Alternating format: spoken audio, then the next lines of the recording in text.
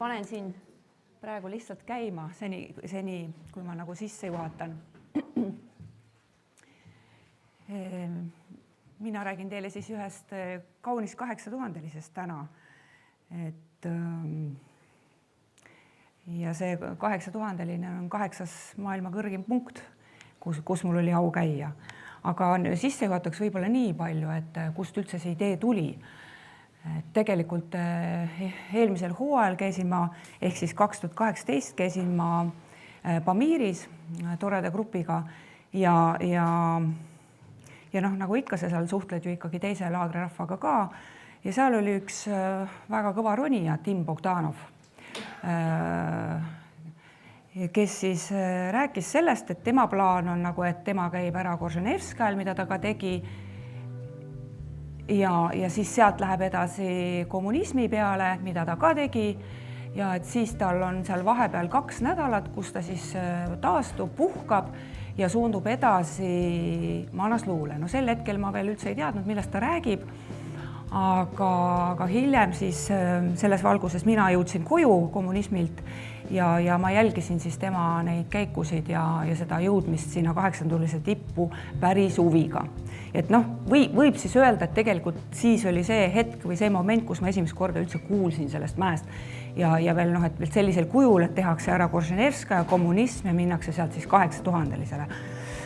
Nii, aga mis oli eriline selle hooaja puhul oli võib-olla see, et kui meil tavaliselt ikkagi oma pundiga sügiseks oleme juba mingid plaanid teinud siis eeloleva hooaja kohta, siis see aasta oli erandlik, et siin matkajuhtide koolitusel me veel rääkisime, keegi midagi ei tea, kuhu minnakse, keegi nagu mingisuguseid otsuseid polnud veel selleks hetkeks teinud ja mis oli kummaline, ei olnud ka jaanuaris oli vaikus ja ka veebruaris, kus me tavaliselt oma väiksema pundiga oleme käinud Norras iga-aastaselt jääd ronimas, et võib-olla siis seal midagi selgub, aga ei, et seal täpselt samamoodi, kõik oli vaikne. Nii et väga erandlik ja hinge puges selline väike kahtluse noot, et mis nüüd siis saab, on ju, et ikkagi tegelikult on ju niimoodi, et ega mäkke ju minnakse niimoodi saa, et ei ole ainult, et sa maksad selle pileti, pakid koti ja lähed, on ju. Et ta ikkagi iga mägi tahab saada sellist, juba kas või vaimsel tasandil mingisugust ettevalmistavat perioodi, kus sa ikkagi harjud mõttega, mitte ainult ka see, et sa loed neid aruandeid ja käid nii-öelda, kujutad ette, et mis seal on ja kuidas seal on ja uurid ja pärid siin targematelt, kes on käinud, et see natukene tegi mind närviliseks, või pani muretsema, et mul jäi see periood väga lühikeseks. Aga siis ikkagi hakkas nagu jäämägi liikuma mingist hetkest ja vahetult enne siis ma hakkasin ka juba vaatama, kuna selleks hetkest ma teadsin, et Tim Bogdanov käis seal, kahekesi läksid teise ühe ronijaga sealt kommunismilt ühe poolakaga, ühe Poola naisterahvaga, tema oli siis täpselt samamoodi Korženevskaja, kommunism ja 8000 Manasluu ja selle siis ma nagu Tim Bogdanov sai seal ära käidud, aga poolakas mitte, see Poola naisterahvas, et ta ei jaksanud ja tema siis ütles niimoodi, seletas seda niimoodi, et tema jaoks see ettevalmistusperiood jäi liiga lühikeseks. See taastumisperiood, mis oli seal 2 suure mäe vahel, jäi liiga lühikeseks, ta ei taastunud ära ja ta tippu ei jõudnud. Nii, ja siis sellest hetkest ma ikkagi hakkasin ikkagi uurima selle mäe kohta. Aga siis vist oligi see märts või ma täpselt nüüd ei mäleta, mis kuu see oli, kui ikkagi see jäämägi hakkas liikuma ja tuli ka info, et ikkagi minnakse Pobedale. Ja see oli selles mõttes, ma olin väga tänulik selle võimaluse eest minna nagu ikkagi oma seltskonna ja omadega, see on ikkagi midagi muud, kui kuhugi üksi minna. Ja need olid lihtsalt, ma praegu panin selleks sissejuhatuse ajaks sisse, et ma alustan selle esitusega nüüd.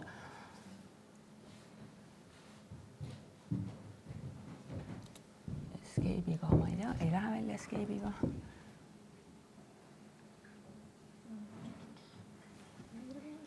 Ja sellega liigun edasi, on ju. Ma tulen ka siia alla.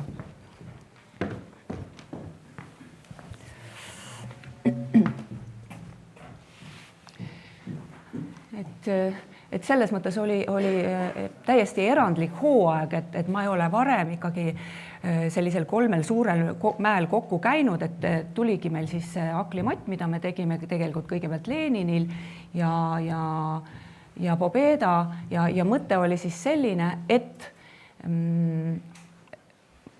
selleks hetkeks, kui oli juba teada, et ma liitun Pobeda grupini, langes muidugi Manaslu täiesti ära ja kõrvale, sellepärast, et teada on, et Pobeda on üks raskemaid 7000-lisi, et kõik me loodame ju minna tippu, aga tavaliselt, kui sa ikkagi sealt, kui läheb kõik õnneks, et kui sul on ka see tipp tehtud, siis sealt tagasi tulles, ma ei ole väga kindel, et oleks võimalik olnud minna ja 2 nädalaga taastuda, et minna 8000-lisele. Aga siis etteruttavalt need 2, keda Joosu mainis, kes sealt siis 6-4 pealt 4. laagrist tagasi tulid, olimegi mina ja Fred, kuna oli teada, et ilm keerab ära ja oli see risk või see oht, et sa ei jõua tagasi õigeks hetkeks alla, mis ongi nagu kõige ohtlikum just selle Pobeda mäe osas. Ja seepärast sai see otsus tehtud, pluss ma ikkagi tõusul ka haigestusin, et selleks hetkeks ja sain ka veel viimasel kõige järsemal lumenõlval, kus ma jäin ka öö peale, hilja peale, sain veel lisakülma niimoodi, et ma jõudsin ikka 6-4 peale täiesti vappe külmas ja ma ikkagi pool ööd, ma ei saanudki sooja, ma ikkagi täiesti vappusin seal. Et ma ei saanudki sooja põhimõtteliselt, nii et see selles valguses, mis pärast ikkagi seal mäel toimus, kuidas ikkagi ei jõutud alla, ei oldud graafikus, ei jõutud alla, nii nagu planeeriti ja laviinid ja kõik, mis seal toimus, et ma tänini olen väga õnnelik, et me selle otsuse tegime. Pluss me veel kuulsime, Ain ja Krista rääkisid ka oma üleelamistest, mis neil veel eraldi olid, sest grupp lagunes allatulemisel 2, nii et ma arvan, et see oli igatepidi õige otsus. Nii et ei ole nagu halba heata selles mõttes, et minu jaoks tähendas see seda, et mul need jõuvarud olid alles, ma alla tulles olin tegelikult, tähtis oli lihtsalt terveks saada ja selleks oli mul see 10 päeva või 12, ma ei mäleta täpselt palju mul sinna vahele jäi ja seda oli tegelikult piisavalt, et ma tunnetasin, et vahetult enne Manasluule minekut olin ma ikkagi tugev nagu härg. ja siin on üks pilt veel Lenini baaslaagrist, et ma räägiks siis kohe Manasluust, et tegelikult siit on ka näha, et 14-8000-lisest lõviosa asubki Nepaalis ja lendasin ma sinna siis augusti lõpus ja mis on nagu selles mõttes väga erandlik, mis mulle, minu jaoks oli üldse see esimest korda olla Nepaalis, et minu jaoks oli see kõik täielik teine dimensioon ja oli, ma näitan ära ka riigilipu, ainukene maailmas riigilipp, mis ei ole ruudu või ristküliku kujuline. Et see Katmandu, kuhu ma maandusin, et ma ütlen ausalt, see linn oli suur ja ainuüksi juba sellest linnast võiks rääkida lõputult, aga seda me ei tee, sest sinna poole tunni jooksul ma ei jõua ära rääkida muidu Põhimäest. Aga väga suur linn, väga suur linn.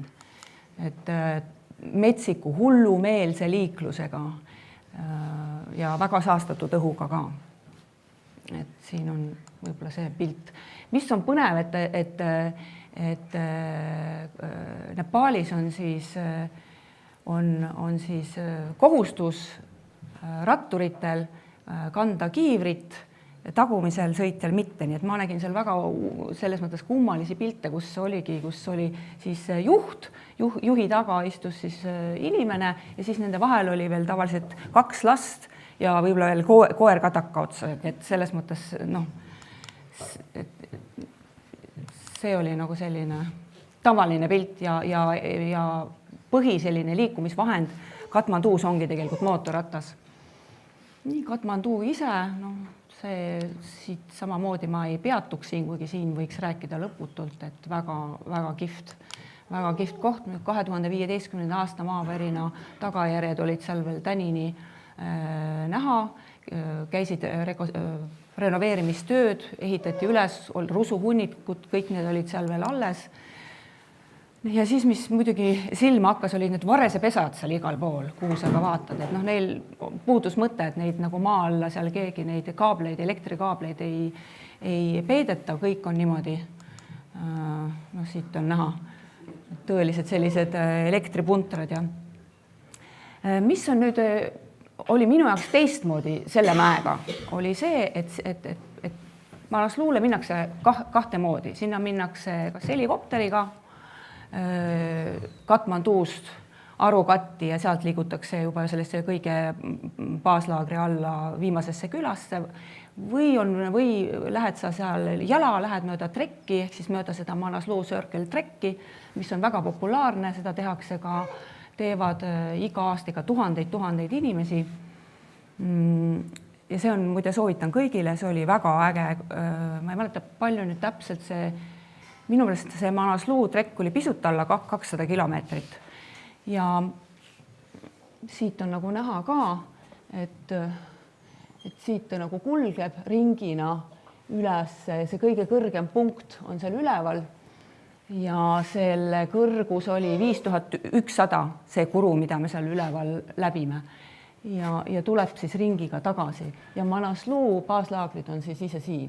Nii et minnakse sinna kahte moodi, tavaliselt trekkerid lähevad ühtepidi, meie läksime teistpidi, mida seletati tegelikult sellega, siit on näha ka, et nagu niipidi tegelikult minnakse. Ja meie läksime siis vastupidi ja väidetavalt siis see korraldaja, kui ma küsisin, et miks me nagu ikka niipidi läheme, et kaardi pealt, kui vaadata, et siis tundus ju, et niipidi saaks nagu kiiremini või mida iganes, siis ta ütles, et tegelikult selle point on selles, et kuna enamus turiste suunduvad niipidi, siis sedapidi minnes turiste praktiliselt ei olnud ja see vastas ka tõele. Meil ei tulnud selle nädala jooksul, kus me liikusime sinna Manasluu baaslaagrini praktiliselt mitte ühtegi turisti vastu. Et see oli täiesti hämmastav, arvestades tegelikult, kui palju reaalselt liigub sellel trekil rahvast. Kuidas? Kus nad jäid? Nemad liikusid niipidi ja seda tehakse 21 päeva kokku kuni 25 päeva kogu seda trekki. Meie alustasime siit pidi. Ei, siin on Manasluu. Meie liikusime siit ja jõudsime siia. Enne sinna, kui just täpselt.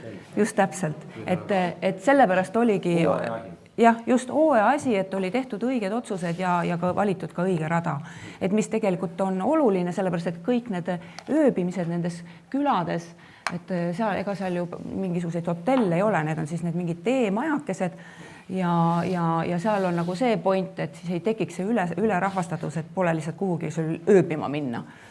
Telgid muidugi kõigil olid olemas, aga ikkagi on parem, kuna see mussooni aeg veel kestis ja oli kogu aeg väga niiske suhteliselt ja oli ikkagi see vihma võimalus ka, siis seepärast ikkagi oli hea ööbida nendes teemajakestes. Ja siit on tegelikult, ma olen korraks tagasi, on ka näha, et selle teekonna jooksul mingist hetkest olid siis tegelikult kõik need 7000-lised hakkasid paistma just siin lõpupoole.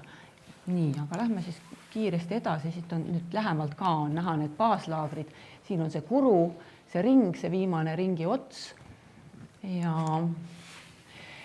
korraks veel tagasi põige Katmanduusse, et mis jälle mind hämmastas, oli ikkagi, kui pühendunult usklik inimene on üks nepaallane. Et iga nurga peal inimene palvetas ja neil on see palvetamine, need rituaalid sama elementaarsed nagu ma ei tea, meil söömine ja magamine. Et tegelikult siin on näha ka, kui ma siin pildistasin, tuli see mees, tal mootorrattas parkis sinna samma kõrvale, käis, stilistas oma need kellukesed ära ja edasi. Tehtud. Tiibet on veel hulle. Jah, on või? No võt, mina ei ole tegelikult, see oli minu jaoks esimene kord, nii et see oli see, mis silma hakkas, et tõesti absoluutselt, et 24/7, et seal vist nagu tööl ei käida, tundub, et see palvetamine ongi nagu see põhiline. ja kui nüüd vaadata, millised hooned on seal püstitatud selleks, et siis, ja muidugi need pühad lehmad, need olid tõesti igal pool, nüüd ma nägin siis oma silmaga ka. Ja nüüd kiirelt ma näitan ka selle marsruudi ära, mis oli nagu väga unikaalne. Selle marsruudi puhul oli see, et tegelikult me alustasime väga madalalt, et see esimene küla, kust me nagu alustasime oma sõitu 800 meetrit ja siit kohe tõus 1430 peale, kus tegelikult siit hetkest me hakkasime Tšamsee külast, me alustasime oma nii-öelda matka selles mõttes, et me läksime sealt, võtsime seljakotid selga ja läksime jala. Et need kõrgused, need tõusud olid ikka muljetavaldavad. Aga kui me tegelikult kõige raskem, nad olid kõik selles mõttes lihtsad, et selles mõttes olid lihtsad, et nad ei olnud pikad, 4-5 tundi, ütleme maksimum 6 tundi. Aga kui nüüd vaadata seda siin, ehk kaardi peal, ma näitan kohe, kaardi peal, ma pean nüüd liiga taha minema, see koht siin, eks ole, siis see Pimtangist kuni siia sama konni, nii, läheme siia tagasi, võttis nagu läks meil 12 tundi, mis ta tegelikult oligi kirjas. Ja see oli nagu päris karm, sest pane nüüd tähele siit 3700 pealt üle Kuru 5100 ja tagasi 3720 peale. 12 tundi, sihuke asi. Et see oli nagu selline, ütleme, challenge, tõeline. Nii, aga ruttu edasi, siit ma lähen ka lihtsalt, et nüüd lihtsalt pilgu peale visata, et milline nägi välja see teekond, kõik see kulges selle sama jõekese, piki seda jõekese kõrval. Need on need külad, ka kõrgused, see on üks küla, kus meil oli nagu selline tunne, me panime ta nime värviline külakene, sest et seal selline mulje jäi, et seal käis nagu võistlus küla elanike vahel, et kes aga kõige värvilisema küla rõdu endale teeb, siis see on nagu võitja ja see paistis nagu silma. Nii. Ja see oligi nüüd viimane punkt, kuhu me sõitsime siis autodega ja siit hakkas juba meil see jalgsitee.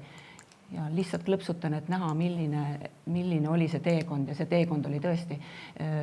Teed olid kõik, niimoodi tulid need mägijõekesed, mis lihtsalt lõhkusid selle tee ära. Nii. Ja mis oli muidugi need rippsillad, et need olid väga vahvad. Jällegi minu jaoks esimest korda sellised pikad ja üle vahutava, et nad kogu aeg liikusime edasi-tagasi kord ühele poole jõge, kord teisele poole jõge. Nii. Ja värvilised majaksed, külaelanikud. See oli vahva küla, Tilse küla, kus olid ikkagi näha, et need rahnud, see küla oligi seal sügavas oru põhjas, kõrval kalju seinad, mõlemal pool hästi kitsas. Ja siis oligi näha, et need rahnud, millal iganes nad sinna on kukkunud, nad oli üks osa arhitektuurilisest sellisest elemendist, et oligi, kas siis ma ei tea, kas see on siis enne ehitatud või pärast, mida iganes, aga külaelanikud on kenasti selle järgi oma elamise sättinud. Et mida kõrgemale tõusime, seda maalilisemaks need vaated seal läksid. Et see oli nagu tõesti. Ja siit juba oli, siin on juba see Kuru koht, kus ikka tulid need 7000-lised mäed. Ja siit esimest korda mina nägin siis Manasluut sellest kohast, kus tegelikult oli ka esimene ja ainus kord, kus ma nägin 2 tippu, sest ülejäänud korrad me nägime ainult seda tipu osa, mis jäi seda idatipu ehk siis hammast, mis ei olnud siis see tõeline tipp. See tõeline tipp jääb siis selle hamba taha siia. Et see oli ainus kord, kus me nägime nagu 2. Nii. Ja see on nüüd see Kuru 5100. Nii, ja kohe jõuame baaslaagrisse. See on siis viimane küla, Samakoni küla vahetult enne baaslaagrisse jõudmist. Ja siia tullakse ka helikopteritega, mida meie siis ei kasutanud ja tänini ma ei kahetse, et me tulime sinna läbisime selle treki, et see trekk oli nagu võrratu, see matkarada. Et soovitan kõigile minna ja proovida. nii. Lähme siit kohe edasi. Mis on põnev, mis minu jaoks jälle oli uudne, olid need maani kivikuhilad teede peal. Need olid igal pool, igasuguses suuruses, 2 meetrist kuni seal mitmekümne meetrini, et pikad ja väiksemad ja neid tuli, siis oli selline uskumus, et neid tuli alati läbida vasakult poolt, mitte mingil juhul paremalt poolt. Ei, ta ei käi valesti, ta läheb vasakult poolt. Et kui sa lähed vasakult poolt, on õige ja tagasi tuleb teiselt poolt vasakult poolt. Et see siis oli ka siis nende uskumuste traditsioonidega seotud, et sinna olid siis kuhjatud need vanad kiviplaadid, kuhu siis olid kõik need palved ja mantrad ja kõik olid seal peal, nii et see on selline, käis asjaga kaasas. Nii, aga näed, 5 minutit, aga ei ole veel Põhimäeni jõudnudki. Nii, ja siin on meie grupp. Ja see grupp oli meil väike, aga juhtumisi sattus olema hästi tugev grupp, kus kõik olid väga tugeva ja kõva kogemusega ronijad ja mõnes mõttes oli see isegi tore ja meie gruppi kuulus ka inimene, kellel oli see 3. kord siis juba see katse, 3. katse ja see oli see rumeenlane. Siit tegelikult oli nad 2 rumeenlast ja temal oli siis juba 3. katse sellele meesterahvale. Ja selles mõttes oli nagu hea, et tema nagu täpselt teadis, et kui kiiresti ja tal oli nagu, mis oli huvitav, et ta oli nagu kogu aeg stressis, et me oleme kogu aeg nagu ajast maas, et me ei jõua, et siin Manaslu on tegelikult tuntud just selle poolest, et ta on väga raskete oma klimaatiliste tingimuste poolest väga keeruline mägi, pluss veel on ta hästi laviiniohtlik, et ja seal seda õiget ilmaakent leida on väga raske ja tundus, et vähemalt see korraldaja ütles, et tema nagu pole elus nagu nii kehva ilmaga hooaega ei mäletagi, nagu meil oli, seal praktiliselt ilusat ilma ei olnud, et ja siis oli see närviline rumeenlane, kes ütles, et nii me peame nüüd tõusma ja siis me otsustasimegi, Sherpad ütlesid, et nemad ei ole veel valmis tõusma ja et enne Butšat ei tohi tõusta. Butša on neil tseremoniaalne, ma korraks näitan, tseremoniaalne, siin on siis selline sooritus või niisugune traditsioon, et kus siis suheldakse mägede hingadega või mida iganes see tähendab, tuuakse sinna kõik oma varustus sinna selle kuhila ümber ja tuleb kloostrist munk, kes siis meile kõigile nii-öelda palletab meie eest, et kõik ikka hästi läheks ja Sherpad ütlesid, et nemad ei ole nõus minema, et seda Butša toimub 2 päeva pärast, et me ei saa minna ja et umbes, et te teete väga nüüd suure vea. Siis tegelikult meie ikkagi kehitasime selle peale õlgu ja et me ikkagi lähme, võtame ise oma kotid selga ja lähme ja läksime ka. Ja ei, selles mõttes ma arvan, et oli igatepidi õige otsus, sest meil oli siis juba need esimesed kõrguse käigud tehtud, aklimatt oli saadud, sest et ja selles valguses oli see nagu ainult parim. Nii, aga siit edasi, tegelikult miks seda hüütakse jaapanlaste mäeks, sellepärast, et esimesed esmavallutajad Norbu ja Toshio olid jaapanlased ja muide seal Nepaalis või seal Manaslu baaslaagris mul jäigi nagu selline mulje, et ma ei olegi nagu Nepaalis, vaid ma olen nagu Jaapanis, sellepärast, et ümberringi olid ainult jaapanlased. Et tõesti, ta on väga populaarne, seal oli nagu mitmeid suuri jaapanlaste ekspeditsioone, kes siis parajasti ka kõik. See on meie baaslaager, see on üks väheseid hetki, kus oli ilus ilm ja kus sai nagu mingisugused normaalsed pildid teha, aga enamjaolt nägi ta välja ikkagi selline, et kogu aeg istus mingi pill peal. Ja siin on nüüd see Butša tseremoonia, näitan sellest, jooksen ka kiiresti üle, siin on vaade minu telgi aknast ja vaade nüüd tegelikult meie marsruudi suunas. Ja nagu ma rääkisin, et me näeme tegelikult siit baaslaagrist ainult seda idatippu, nimetatakse teda ka Manaslu hambaks ja tõus on siis üle liustiku, siin on alguses on mingi kaljuronimine ja 4 laagrit, viimane tipulaager 7500 peal. Ma panin ta nagu mitme külje pealt, et oleks nagu näha ka. ja siin on siis tegelikult näha ka see selline, siin on nüüd näha see idatipp ja siin on see põhitipp. See on see, seda nimetatakse tipukrooniks siin üleval. Nii, ja see ongi, ja noh, ega siin midagi, näitan nii palju, kui näitan. Ja kalju ronimine ja tõus esimesse laagrisse, ülevalt paistab baaslaager, et kui nüüd mägesid võrrelda omavahel ei saa, aga mina saan, mis saab võrrelda, on jõudlikkuse hulk, mida ma kulutan mäel. Ja sel juhul ma saan nagu võrrelda, et need liikumised esimesest laagrist kuni viimase laagrini olid täiesti võrreldavad Pobedaga kuni 4. laagrini, kuhu mina jõudsin, välja arvatud muidugi see kõrgus, mis seal hakkas nagu mängima ikkagi oma väga olulist rolli. Siin on laagrid näha, et nagu näha, et seal nagu on hästi palju lund, et miks on nagu ohtlik just see Manaslu, ongi see, et just need laviinid, et ta 2011. aastal tuli seal alla laviin, mis pühkis ära 2 laagrit, 6800 peal ja 6300 laagrid on ju, et see laager oli nii suure või see laviin oli nii suur ulatuslik, et ta pühkis ära mõlemad laagrid.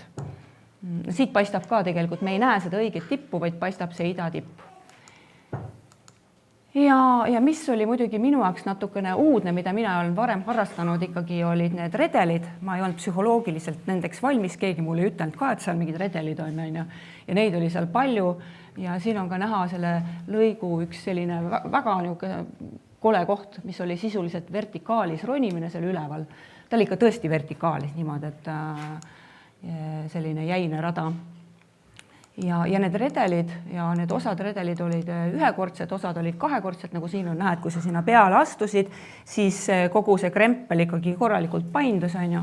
Ja meie grupist kõik läksid üle 4 käpukil, ma olin ainukene, kes läks tegelikult 2 jala, sest minule tundus, et 4 käpukil on kordades hullem, sest et sa ju nagu vahid siis sinna alla, et kui sa ikkagi kõnnid, esiteks sul on ka see tasakaal juba natukene paremini sätitud. Et siit paistab juba, ja see on nüüd tipulaager ja siit edasi siis tuleb tiputõus. Põhimõtteliselt sama nagu Leninil, et aga seekord oli üsna vähe, tunduvalt vähem tiputõused, kuna ilm oli väga kehva ja neid aknaid oligi seal ainult 2 tükki. Üks oli natuke varem septembris ja teine oli vist nädal hiljem septembris ja siin on ka näha, et see ilm ei ole ka seal, aga samas meil oli soojem, meil oli kõvasti soojem kui mõnel seal selgemal päeval, et selles suhtes meil nagu vedas, et neid ütleme seal tipukroon koosneb mitmest sellisest junnist, millest tuleb üle ronida, on ju, et see ka on näiteks üks näide, on ju. Ja seal on see tipu osa on tegelikult nii kitsas, et seal ei olegi võimalik normaalset tipupilti teha, sest sa oled nagu 2 inimesega seal selle ühe junni peal, kuhu tegelikult mahub normaalselt 1 inimene seisma. Et leedukad, kes olid minuga tõusis muide Leedu tiim, kellel oli ka Leedu esimene naine. Mina sel hetkel ei teadnud, mina teadsin, et nii leedukad kui lätlased on juba käinud ära seal Manaslu tipus ja et siis tuli välja, sel hetkel oligi, et mina liigusin neist kiiremini ja vahetult enne tippu jõudmist me tegime väikse puhkepausi ja ootasime seda järjekorda ja ühesõnaga silmanurgast ma näen, kuidas leedukad lähevad nagu rongus mööda. Kogu aeg nad olid muidu taga, et pigem läksime meie neist mitu korda mööda ja nagu rong ja pärast siis ma nagu koitis, kui ma siis Künnapi käest küsisin, kuule, kas leedukad ikkagi on käinud seal tipus, siis tuli välja, et ei olnud, Leedu naine. Et tõenäoliselt nemad teadsid nagu seda väga hästi ja sellepärast ka kihutasid meist mööda. Ja see oli nüüd see tagasi naasemise päev, et siin on nagu näha ka, et ei ole midagi näha, et need on, et need väikesed sipelgad on siin inimesed, on ju. Keegi ilma haplikutega oleks?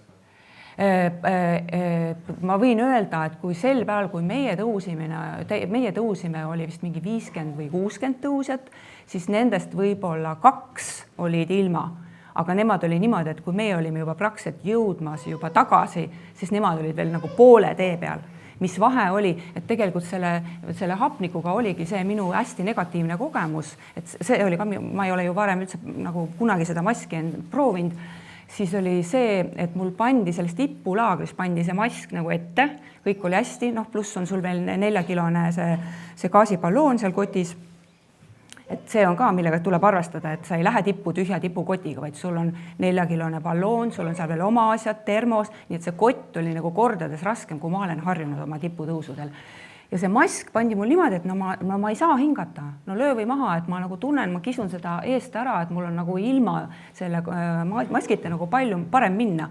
Ja ma ei tea, kui kaua ma siis käisin juba selle ilma maskita ja võitlesin, kui mul ühel hetkel üks tuleb juurde, pime oli ka ja tuleb juurde, et kuule vaata, sul on ju see mask, on ju valet pidi pees.